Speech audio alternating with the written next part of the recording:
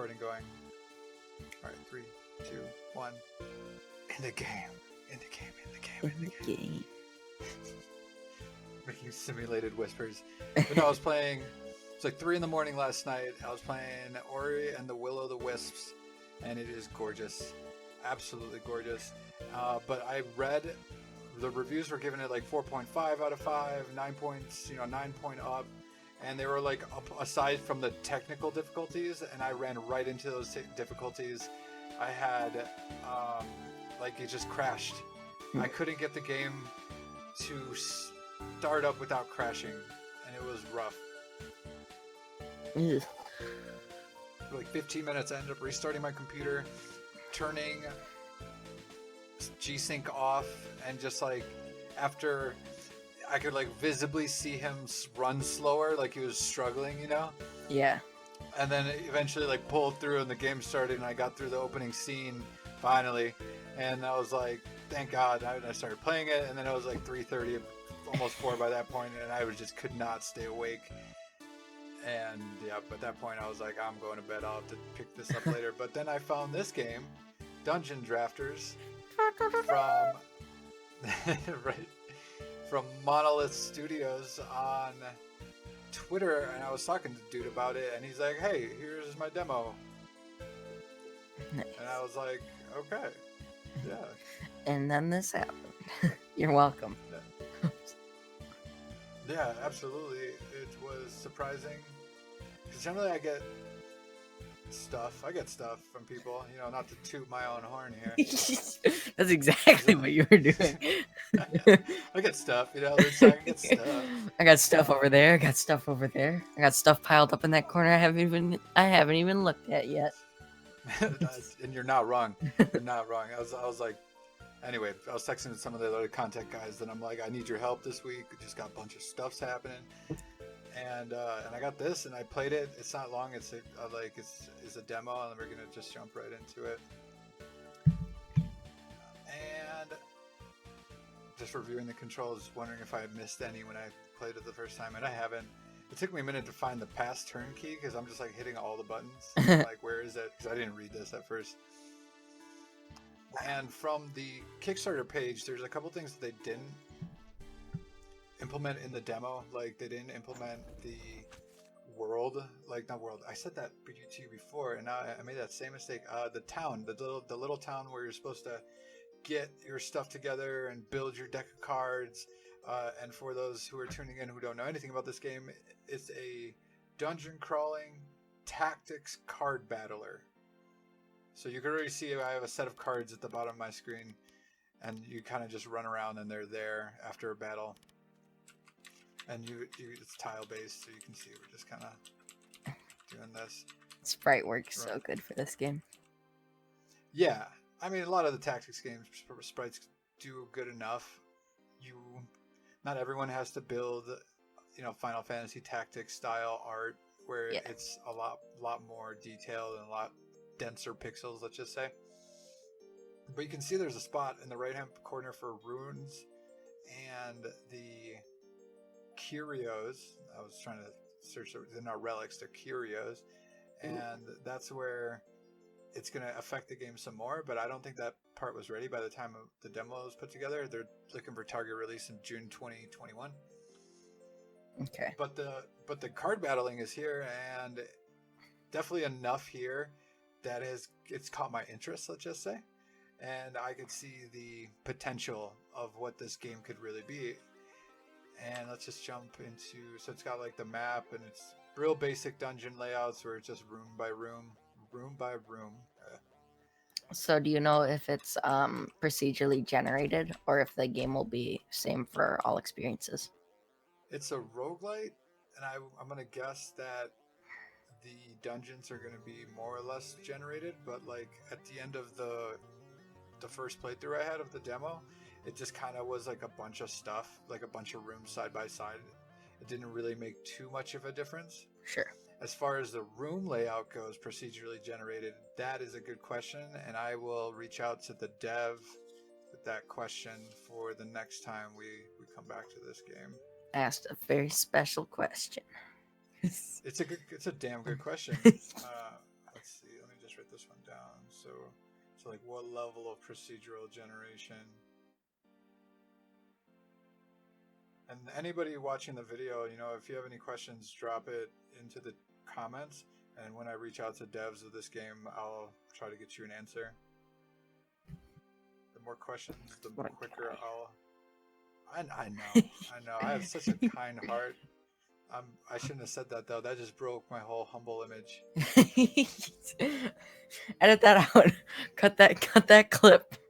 I don't edit. We don't edit in this shop. We just throw it up on YouTube, and whatever happens, happens. Oh. We trained for this moment. We don't do ums and likes here. No, So there's no editing. I don't have software for that. We're a poor website. So yeah, so walk through the door, the battle starts. There's no like, oh, an enemy saw me, so there's no time to like put yourself in a good area, quote unquote. The fireball spell is pretty powerful, and it like, when it hits an enemy, I'll go over that in a second. When it hits an enemy, it like branches out into the directions, you know, opposing what it just hit. So it goes like left and right here. So, and it does 4 damage, which is the most damage I've seen any single thing do in the demo. The lightning spell's been really cool. If I can get close enough, if you kill something, you can continue to hit something, and you can in this white circle around your character. Yeah. Damn. We got an we have to start over. Oh no. That's a white square. Yeah. So like that's your area of effect that you can teleport to and lightning 2 damage, and then it's got like this on kill target and re-engage, and re-engage means you can use the same action point to do multiple actions. Otherwise, if you move, it's an action point. If you use any one card, it's an action point. They don't have card costs. I'm curious if that's going to change. Or like another question I wanted to ask the devs when I'm able to is, will there be changes to like the 3 AP? Will there be like relics that you can pick up, like of like the roguelite side? How far are they going to go with it? You know, is it going to be during the game? Are you going to find something in a chest and that will lower the cost of something or allow you to do this or that? And right now I haven't seen any of that. And we can get moving here to get this going. And you can see where so if you hold shift or control, tab, you can see the order of operations that the enemy is going to act in. And they're going to kind of block themselves from, you know, going other places if they get in front of each other. So this big guy, the closest you can get is right there. This guy's the closest you can get right there. So we're going to get close enough to let this little slime get close to us. And the cards are pretty unique so far. I've seen there's a lot of teleportation type cards, or like zoom across the map until you hit something cards. Oh, that's cool. There's a cool one where you can get a kind of like a monster to pop, not monster, like a totem to come up, and he'll lure them toward it, and when they attack it, it'll damage enemies in like a 1 tile square around it. So that was pretty neat. Let's see. If I go with lightning, I won't kill this guy. So how about so this guy can move only that far. This guy in the back we can attack. So I'm gonna move 2 and then use my last action point to do this thing called fling. That is like a shove. Fling. Nice. And then I shouldn't be able to get touched by this big fatty slime.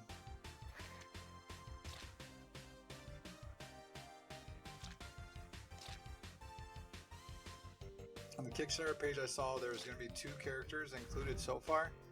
I think there was a 3rd that would happen based on a like stretch goal, and they just hit $36,500. Nice.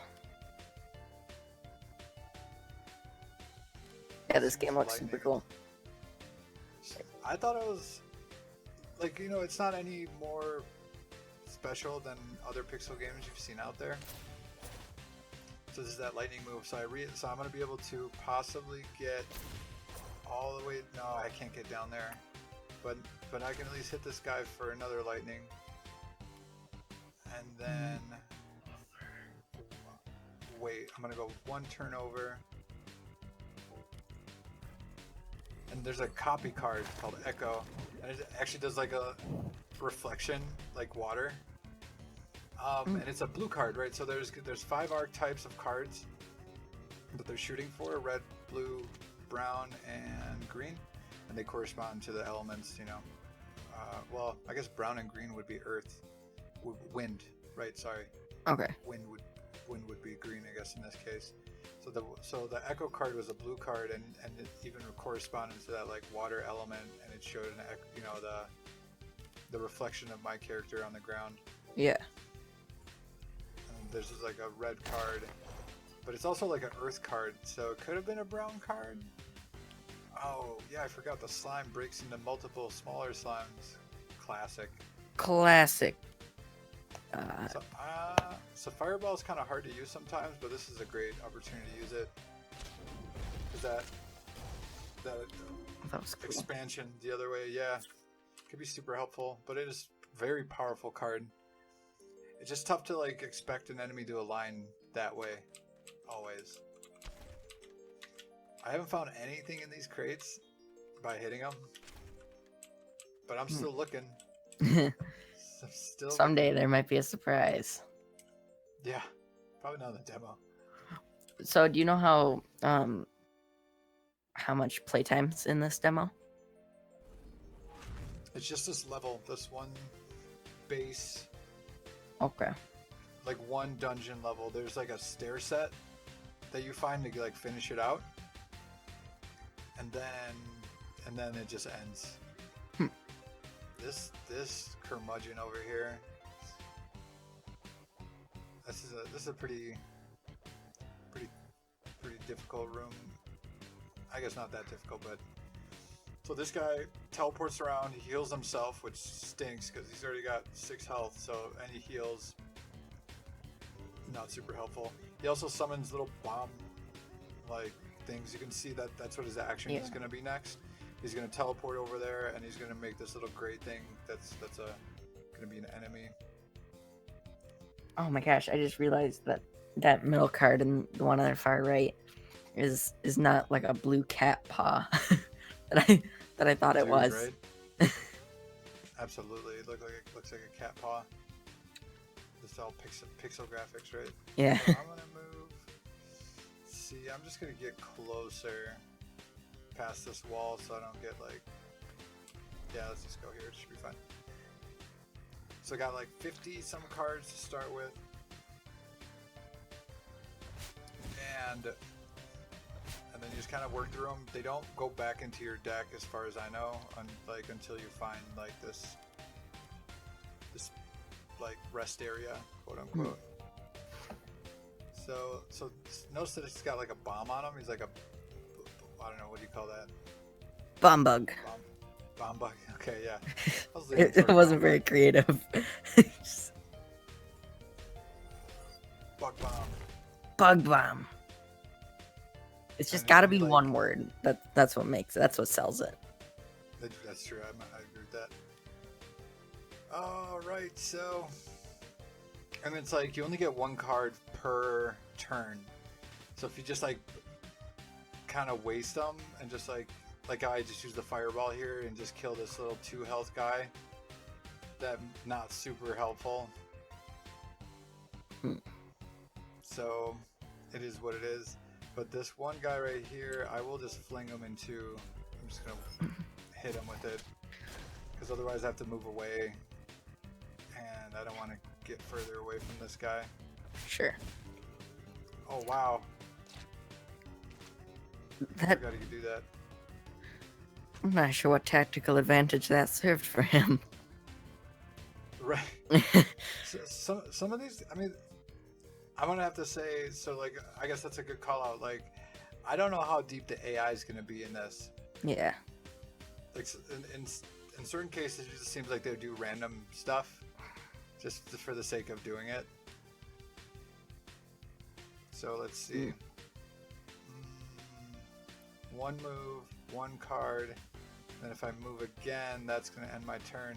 I was seeing if I can push this guy, because this like stalagmite will rise out of the ground and he'll push him one tile back and stun him, right? And then I was going to use the fireball to hit the dude and then kill the little slimer at the same time. But I think I'm just going to use... but then I'm going to get hurt if I don't kill this guy and don't get out of his way, he's going to hit me. Choices. Choices. Well, how about we try this? I'm gonna move out of the way. He's gonna come at me and get in front of me. This guy's summoning another bomb bug. And you can push him. Yep, and I was gonna push him into the bomb bug. Just kill both of those guys at the same time. And then he's gonna heal himself next turn, so I almost don't want to hit him. Cause like he's just gonna get 2 health back right away, so I'm just gonna get closer.